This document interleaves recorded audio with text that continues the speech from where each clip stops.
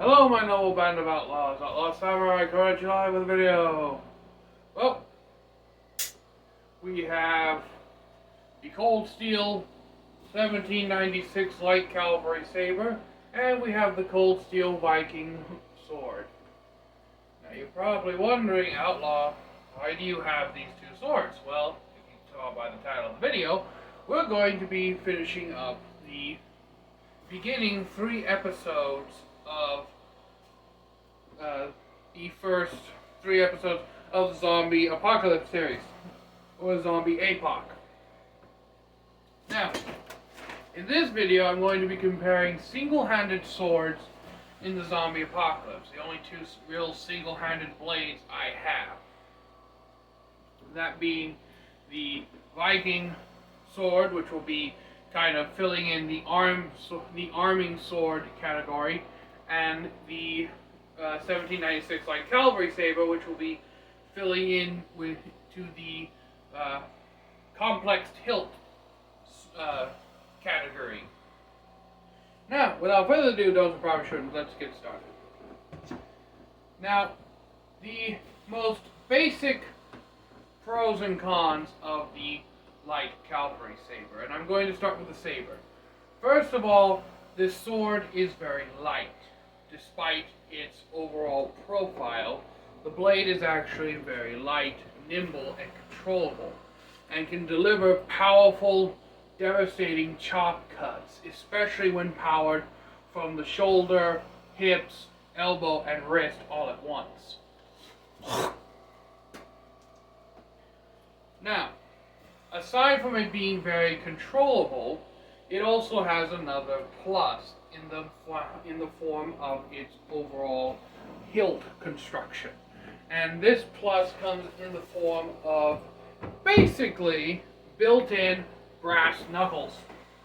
Yes, you can, and there are actually historical documentations of this technique being used, punch a zombie, if you had to get close enough to one, with the D guard on this saber. And because the D guard is there, you can deliver a powerful thrust without fucking up your knuckles, because instead of actually hitting your knuckles, the force from the punch is actually generated by the palm and forearm of your hand. The palm absorbs the pretty much main amount of shock, acts as a shock absorber while you're punching through like you would normally. So that's another plus. The third plus is actually in the back pommel strike. Because of the way this grip is constructed, with its swells and everything, it essentially locks itself into your hand very securely, so you can deliver those powerful palm strikes, or ending them rightly, pommel bashes. Now, aside from this sword having the light, being very controllable and nimble, while also carrying extremely powerful and proficient cuts, there's one downside, and that is in its thrusting ability. When you thrust with a blade, move my quote-unquote zombie out of the way for a moment. When you thrust with a blade, your arm is going in a straight movement, and because the tip of this sword is not in direct line with the momentum of the thrust, it does not thrust very well. In fact, if I was to keep the momentum, the actual edge would be what is thrusted into the target first. Now, with blades like this, they got around that by thrusting upwards, and then, yes, the tip is in line, but this is much weaker, actually, than this. The reason is that essentially what you're doing is you're pushing up. All the force is going up and into the target, basically, in a sense, also trying to make the target defy gravity in a lifting sense. Does that make sense to you? So you're basically thrusting and lifting your target. It's not as biomechanically sound as a straightforward thrust. Now, I hear what you're saying. Well, Outlaw, that's not the only way you thrust with that kind of sword. Look at the manuals and the treatises. Yes, I'm very well aware that there is side thrusting as well, or thrusting like so. But again, this is not as biomechanically strong because the center of force has to go into an arc. You're essentially pushing in from the side instead of pushing directly forward.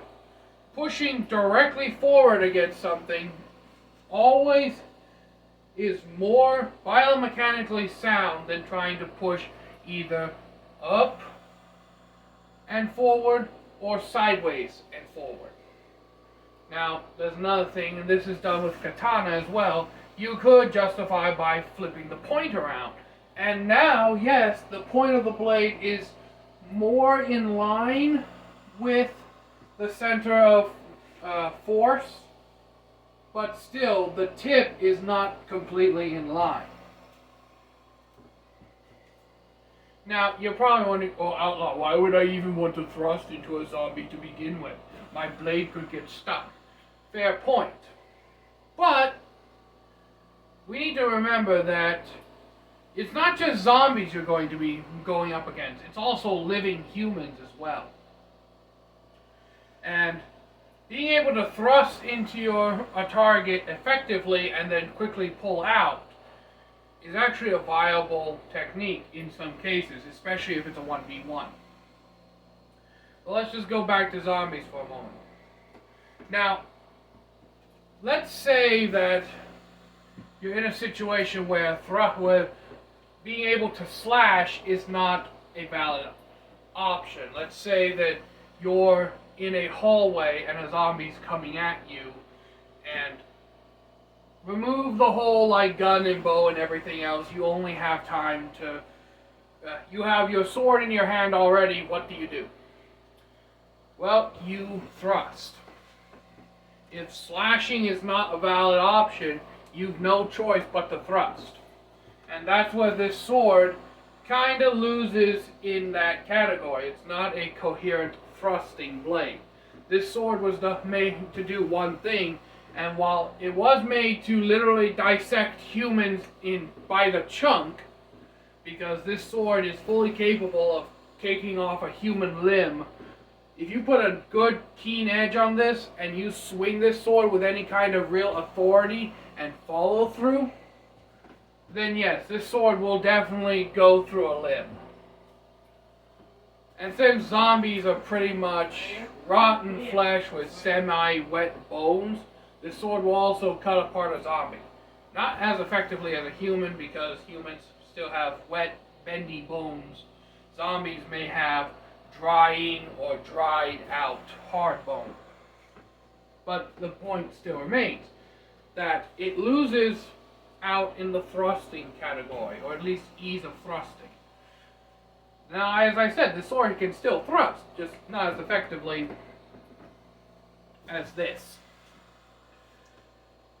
So, now we move on to the Viking sword. And the Viking sword actually, because of the way it's created, the way the blade is shaped and everything, this delivers much more powerful chopping attacks than the saber. This is much more of a chopper, a heavy-duty cleaving weapon. Now, because of the way the blade is shaped, it also makes it a very good thruster, because the tip is perfectly in line with the point of motion, with the point of acceleration, which is your arm. So you can thrust very effectively with a Viking sword. And because of the weight in the blade, it's also very good at chopping, which means it doesn't necessarily have to have a very keen edge to do a lot of damage, especially if you aim for the skull. Alright? This will have an easier time chopping into a skull than even this. Now, because of this, there's another elephant in the room that needs to be addressed. This is a double-edged blade, meaning that you can keep one edge very keen and sharp, and the other edge blunted somewhat, and you can use the blunted edge against the zombies, and then flip it around to use it against humans. Because let's face it, humans will be wearing more layers of clothes, more quote-unquote armor than a zombie will be wearing, generally speaking, so you'll want that sharper edge for dispatching survivors, and that slightly duller, more utilitarian edge for dispatching zombies. So you do get the utilitarian usage of double edge out of the Viking sword, and you do get a very good chopping blade. So thrusting, utilitarian use, and chopping are all the pros. The cons of the Viking sword is that it is actually heavier than the saber. This will wear you out faster swinging it with one hand than the saber will. The Viking sword does have a saving grace in this, is that if you had to, you can choke down with two hands, whereas with the saber you can't. Not to mention the fact that while you can do pommel strikes with this, because of the pretty much rectangular grip of the Viking sword, your hand has a much higher chance of slipping down and up against this pommel. Which wouldn't necessarily be a bad thing, but if you put enough force to really crack open a skull, and your hand slips and it goes across this pommel, it could seriously tear up your hand. So I really wouldn't really pommel strike with this one as readily as I would this one.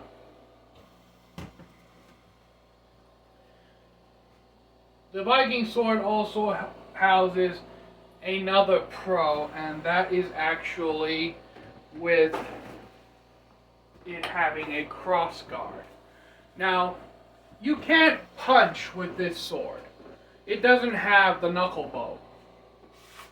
Well, what you can do is when you sheath it, bring my stand-in zombie back, you can do what's called the murder strike, which is where you hit them in the head, your opponent in the head with the cross guard of your sword, or sometimes the pommel. And with this having an actual cross guard, you could argue that you could do it with the saber as well, but because of the wide side of the saber and the thin, narrow side of the crossguard, this will transfer a lot more force because the force is concentrated on a much thinner area, having a much easier time penetrating the skull. That's another thing. Now I know some of you are going to bring up, oh, Outlaw, what about half swording? Yes, you can half sword with the Viking sword.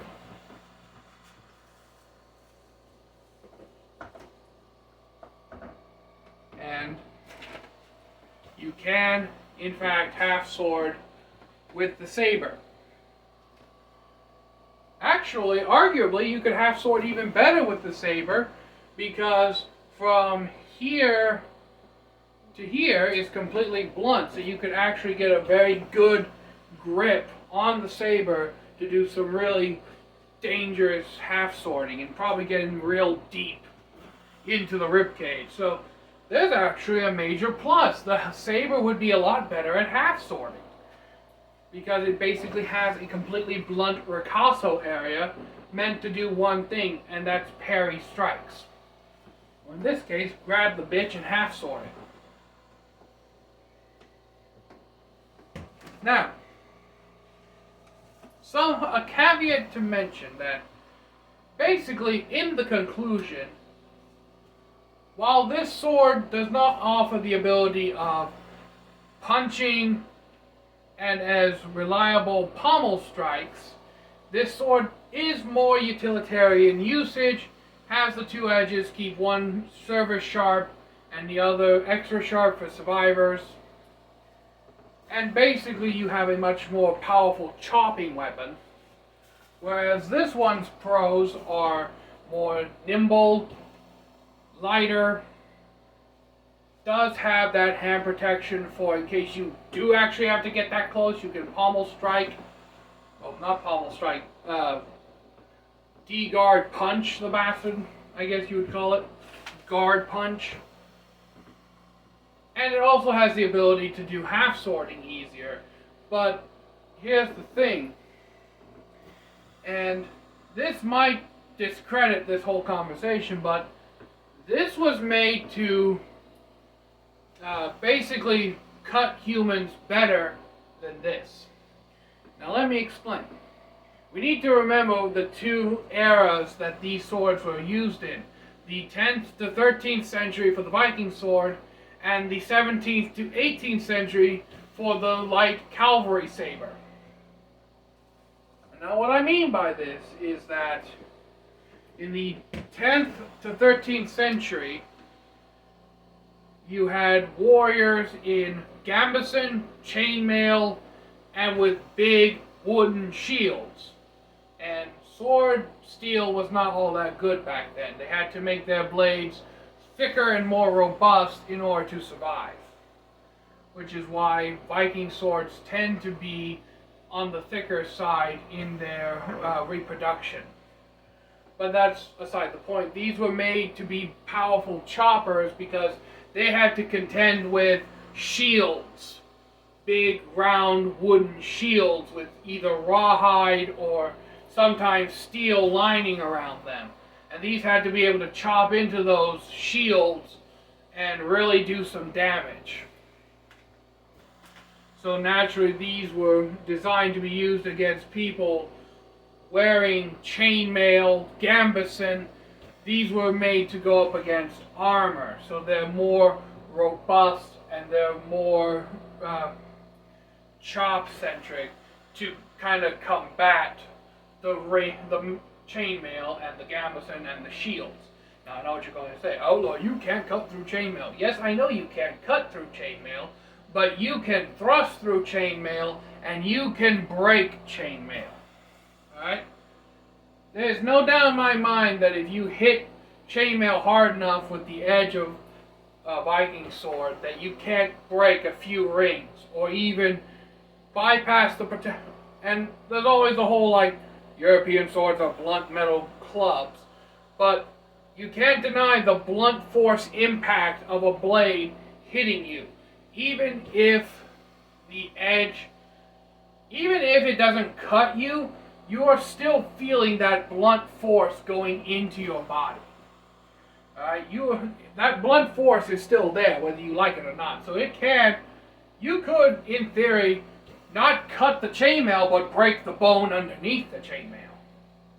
And that's what these were predominantly used for. They were used in battles involving chainmail, or sometimes individual plate pieces of armor. I believe, like very little plate armor was used in the 10th and 13th century. It didn't really take up. Plate armor didn't really become a lot more prevalent until the 14th through 16th centuries. But yes, that's basically what this sword was made for. It had to go up against gambesons, it had to go up against chainmail, and it had to go up against thick wooden shields. So weapons from this time were more robust to handle those kinds of basically armor, in a sense. This was made to go up against humans wearing pretty much thick cotton jackets. Right, by the 17th century, armor had completely left the battlefields of Europe. Armor was no longer a thing. People thought armor was too clunky, too encumbersome. it slowed you down too much, basically, was their forethought into the 17th century. And with guns becoming more prevalent and showing that they have the ability to shoot through most armor, yes, it's unimaginable that guns can shoot through armor as a muzzleloader. It's a shocking fact, but it's true. For any of you who are out there thinking that just because in anime guns don't ever seem to work, they worked. That's why they're used. But aside the point, in the 17th century when this sword was created, it was basically going up against people in pretty much light, what we would consider light cotton clothing or cotton military uniforms that were not metal but fabric. This was designed predominantly to cut through fabric, flesh, and bone in that order. So it became a bit more nimble, but still, because of the way the blade is shaped, has incredible chopping and slicing power of its own. Would I take this sword up against somebody in gambeson, chainmail, and a wooden shield? No. I'd grab this. Would I take this into a battlefield where I'm only fighting against men in cloth armor, in basically military uniforms? No, I'd take this. The reason being is that these swords were specialized to combat armors in two different eras. But as we're coming down to it, which of these two would be better against zombies? In actuality, I know what y'all are going to expect me to say, that the saber wins, but no, not really. And it comes down to the durability of the saber. The saber does not have as much durability as the blade of the Viking sword. Because of its more robust build, it has more durability, it can last longer, and it can take more damage before needing repaired than the saber. Remember, when you're fighting zombies, they have decaying flesh, they have nearly dried out bones in some cases, and sometimes you really just have to whack them in the head like you're trying to split a log. And while that has amazing chopping and slashing power, this has cleaving power, which a cleaving motion generally has more power than a chopping motion. A chopping motion usually goes straight down. A cleaving motion is more like a full throttle, balls to the wall cut. Alright, 23 minutes. So, shockingly, I'm not going with a single-edged sword here. For those of you who still find it hard to believe, I do like European swords. That's why I have European swords. I just personally like the katanas better. And overall, if I had to pick one of my katanas, I would actually pick the Warrior O over this. But that's just me, because I know how to work that thing. But yes, in conclusion, the Viking sword is better for going up against zombies, just simply because of its more robust and sturdy blade. Yes, I know. My uncle reminding me of something off camera, showing consideration for my filming. But yes,